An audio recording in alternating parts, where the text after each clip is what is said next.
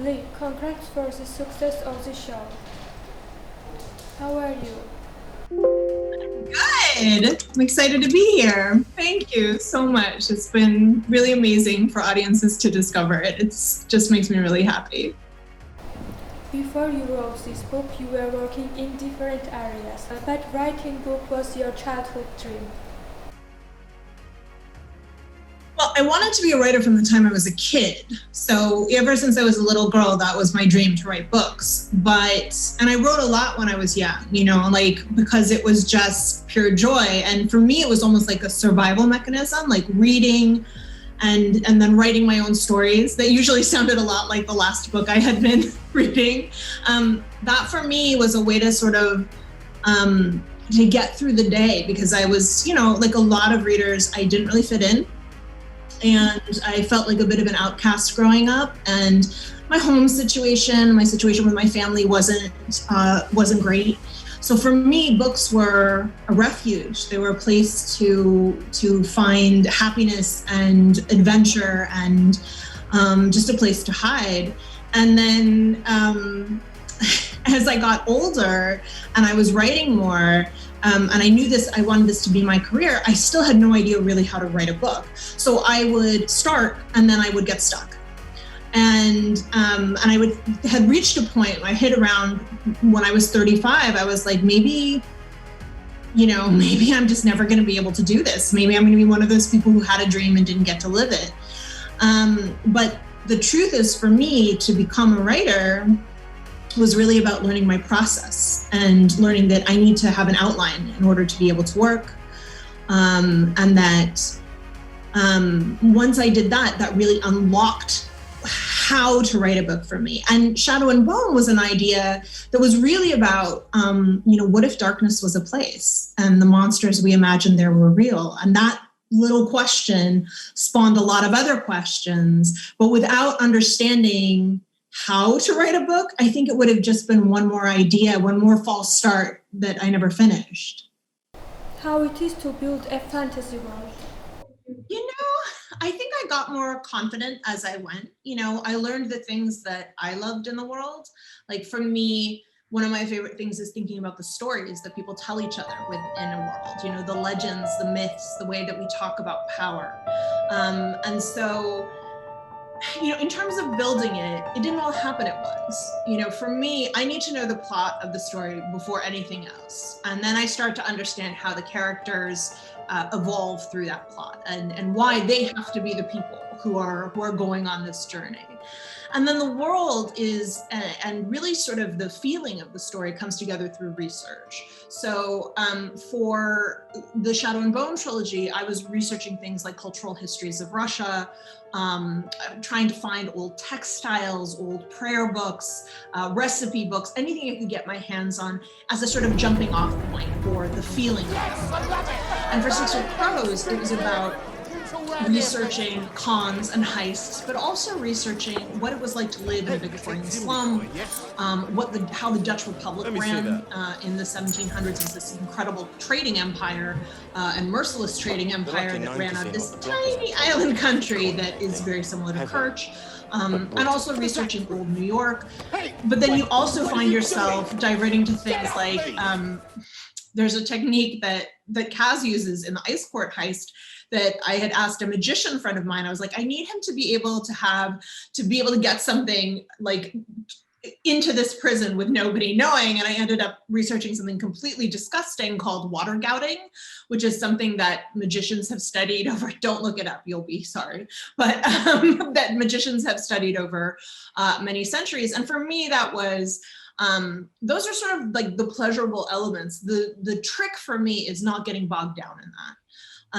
Research can be a way of hiding. It's very necessary, but it's a way of hiding from the draft. So I usually set a amount of time that it can be working, or I'll be doing that while I'm working on something else. So for instance, while I was promoting Rule of Wolves, I was researching for the sequel to Ninth House. But yeah, it's something that comes together both through research and revision. And I think that's important for young writers to know. I think that it can be very easy to get overwhelmed by the prospect of building a fantasy world and building these rules and these places, but it doesn't all have to happen at once. You just need enough to get you through that first draft, and you can fix all the rest when you go back and revise it. The interesting fact about books is also inspiration behind it. For the Six of Crows, it was Ocean's 11. Yeah, I had some ideas for some of the characters. Like with Matthias and Nina, I had thought it would be really incredible to write a story from the Drusilla perspective, because they have a reason to fear the Grisha as powerfully as they do. And I love the idea of putting a witch hunter into a survival story with a Grisha. So that was sort of in the back of my mind. It's like, okay, maybe someday I'll do a novella or short story about that. And then Dirty Hands, the character who became Kaz, originally came to me as a kind of idea for somebody who lived in Ravka, who traveled from village to village and did the things nobody else wanted done. And that eventually evolved into something different, which became a short story in Language of Thorns called Little Knife. But that character stuck with me. And when I got this idea for writing a fantasy heist, I thought, oh, this is how I'm going to use these characters. I'm going to bring them all together, and I'm going to make them try to pull off this impossible heist.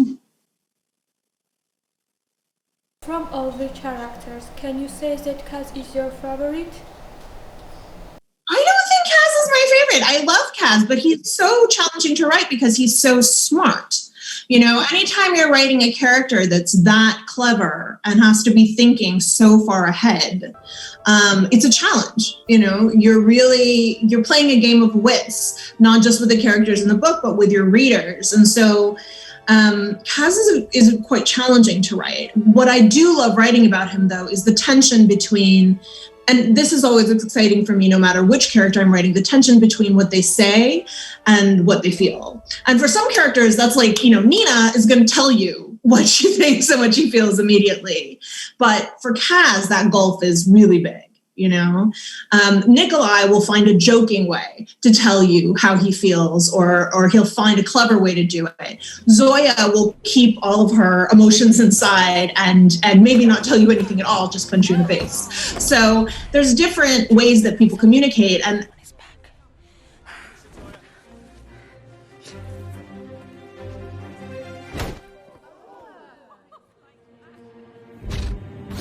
as far as a favorite, for me, it's usually like the small characters that maybe a lot of people don't notice. Like Harsha in the Grisha trilogy is one of my favorites. Tolya is one of my all-time favorite characters. And I think too, Genya is probably, I think the character that for me was almost like a Trojan horse. She allowed me to tell a survivor story in all of these stories, and I really love her as a character. She's very precious to me. Everybody out. I am a tailor. I can fix, but I can also modify. I've never met a tailor before. I'm almost as rare as you. Though I'd hardly say saving the Queen from sagging tits makes me as important as you. Important to the Queen, of course. What was your first reaction when you first saw the characters came to life? I mean, in the moment, it doesn't feel like it's yours. It feels like this is somebody else's. Like you've walked into a house, like you went home, you opened the door to your house, and it's somebody who walked into somebody else's house. It was very powerful to be on set and to see these characters come to life, and to be able to walk the streets of Ketterdam, to be able to walk through a First Army camp, to stand in the Grand Palace was, this began for me so many years ago. It was over a decade ago, that I sat down to write this story, and I was in such a different place in my life, and it was not a great place. It was I was in a very bad relationship. I was not doing well in my career, and I felt incredibly lost. And this book was sort of my way of finding my way out of the dark. And then to think how far I've come, and to be able to stand there, and I felt just this intense wave of gratitude for all of these people who had shown up to make this incredible thing happen. But I don't think I really got it until I was watching the show on Netflix. And then I was like, oh, I made this. Like, I came up with, I made him up, you know? She is Alina Starkov, the Sun Summoner.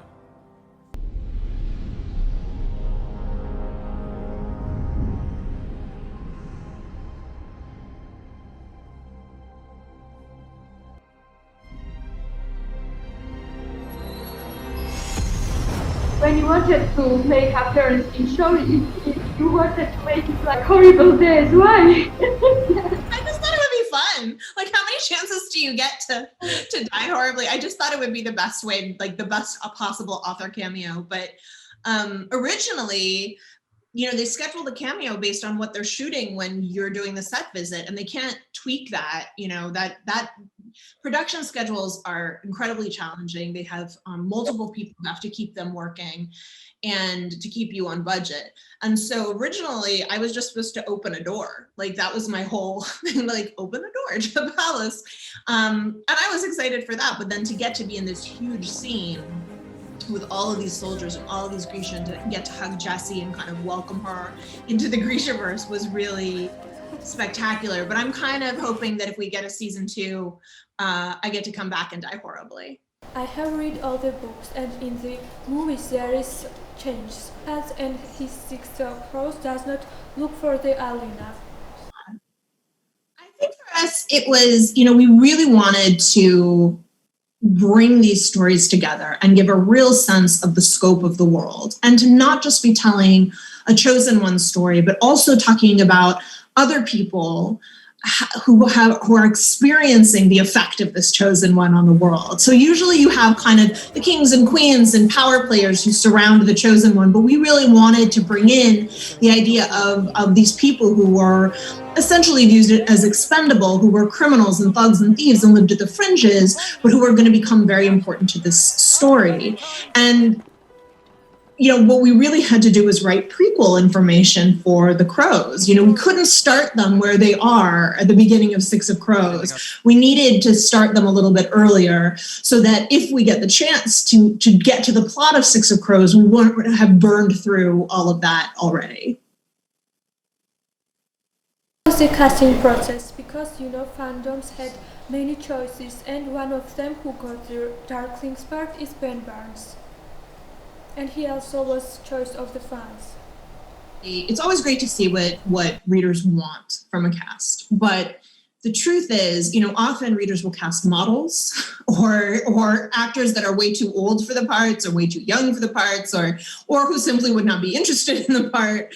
And so I think that's fun in a fantasy way to think about. And certainly, I mean, something that even back when the rights for these stories were at DreamWorks, they said, whatever you do, please do not talk about your own fan casts, because that will be a nightmare for the people who are actually cast, you know? So that was something I've been conscious of for a long time. But really what we take into account is who can really deliver on the soul of the character. And you don't know that until you get them in front of the camera.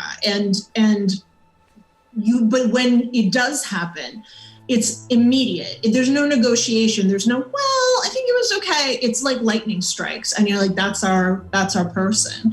And with Ben, there was really no question. We were looking for somebody who had this ageless quality, who really could act, you know, wouldn't just, I mean, he's very beautiful, but who wasn't just going to stand there and look beautiful. And who was going to bring a different kind of strength and vulnerability to the character. Yeah. And I think Ben took that very seriously, and I think it really worked. It is. Our enemies are threatened by your mere existence. Fine. Make me your villain. So with casting, I didn't have to watch all of the auditions. They would send me a selection of them. And then if I really felt like we hadn't gotten there yet, I'd say, I just don't think we're there yet. You know, we have to go wider. And you know, I think it's important to say that I never hesitated to give my opinion, but my opinion was just one opinion in the room. You know, it's like being executive producer, there's many executive producers. But for me, casting, I think in my head, it was going to be both easier and more difficult than it actually was. Because like I said, when you find the right person, you know, and then it's a question of making sure everybody else understands that's the right person. And with this cast, it really felt like, you know, Jessie was the first person that we cast, and finding her was, you know, this kind of incredible lightning strike of luck. She was so beautiful and so soulful and so ferocious in her audition. And we knew that she was the right woman for this part. It was going to be very, very challenging and exhausting. And then, you know, we sort of started building this ensemble around her. And so that was kind of our linchpin. And then when we had Amita cast, I think she was the first pro we cast. And then, you know, started to build the ensemble around her, you know, finding these pieces so that you can step back at last and say, okay, you know, the puzzle's complete. But So we're back together. it's a very emotional process, casting. I remember when I saw Amita's first tape, I started crying because she not only looked like she'd walked right out of my head. I mean, she looked exactly as I'd imagined it. Now she was so good in the, because sometimes somebody looks right and you're like, they start talking and you're like, oh no, well, I guess I'll have to give that up. But she was so wonderful in the role that I just, you know, I remember my heart racing and thinking, we found her. I don't know how, but we found her. What's the name? Treason, a wealthy merchant. Dreesen. I've heard of him. He could afford it. Question is, He's looking for a crew willing to cross the fold into East Ravka and bring back something. Hope we will see many characters who does not go in first one, because there are so many, and for the fans I think the most loving character is Nikolai. I hope so too. It's like I said, I've been working in this world for a decade now, and there are just so many places to explore, and there's so many people that I want the audience to meet, and also the experience of having an actor bring their own life to a character. It changes the way you see the character. And I was a little bit afraid of that, but it turns out that it's actually kind of extraordinary and a really wonderful experience. And now I'm kind of greedy, and I want to meet who show Nikolai might be, or show Hyland might be, you know, so I really hope we get that chance. There are so many characters which we would love to read about it, for example, Bagra. And you know, as Zoya is a very strong character, it is very good to see her development as well. I love writing Zoya, and it was important to me to keep her intensity and her ruthlessness while still exploring who she was. And I think for Zoya, the journey is very much about understanding that fear is not the same as vulnerability. And she has lived her life being afraid of emotion and being afraid of attachment because loss has hit her so powerfully. And that has also weakened her. You know, the thing that makes her strong, and it's something I talk about in the context of the Darkling as well, that, you know, his isolation is part of the reason that he, I mean, spoiler alert, doesn't win. You know, there's that we need connection to other people so much, and it's such a fundamental part of our humanity. And Zoya needs to find a way to reach that connection and to be vulnerable in order to become powerful and to become the person that she's really meant to be and that life got in the way of.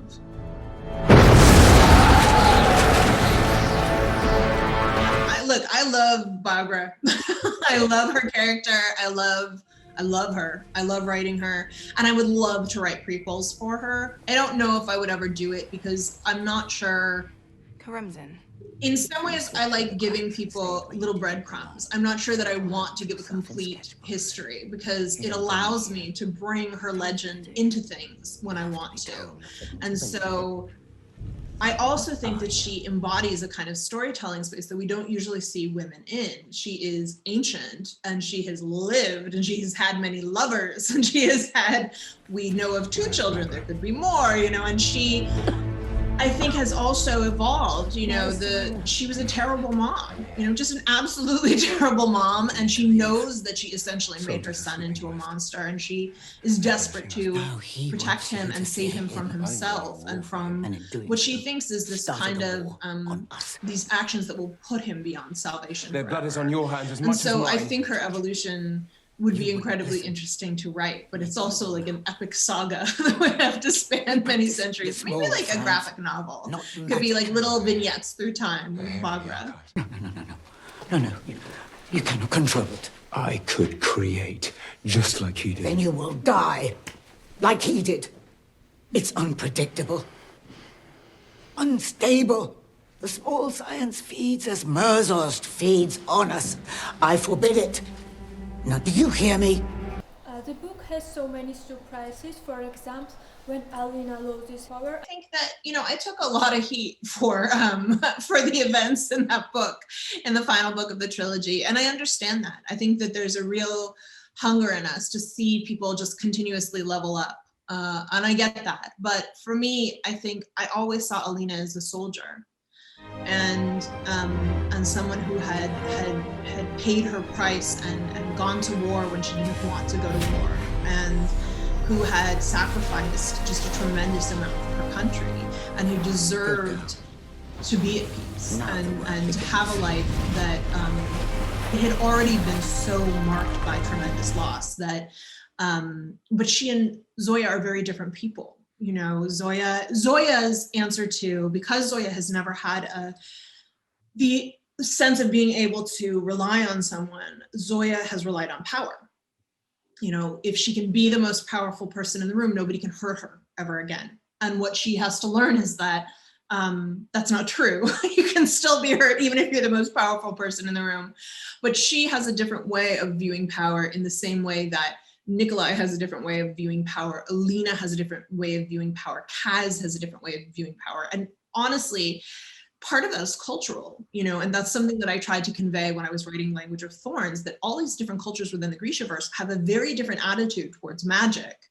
Like if you read The Soldier Prince in Language of Thorns, there's a deep suspicion of magic. Magic is dangerous, it is unnatural, and bad things happen when you mess with it, you know, and bad things happen to ladies who dare to dream, you know. And so we're supposed to have a different kind of insight than the narrator has in that moment. If you read The Witch of Duva, you understand that in Ravka, there is an understanding that there's a natural kind of magic, which is Grisha, it's the small science. And then there's Merzost, which is what the witch practices and what is incredibly powerful, but incredibly dangerous, and has this tremendous price attached to it. So for me, I'm trying to always draw these lines and parallels between these stories. And I don't know if it's just for my own entertainment or if people enjoy it, but that to me is what's most compelling about building a universe this big. Thank you, Leigh. Hope to see very soon season 2, and also to meet you. Thank you so much, to you too, and I hope one day we get to meet in person. Take care. Bye. Closer. The Volcra went after the riflemen and Darin Fernie first. And then there was a searing light. Let us just make certain.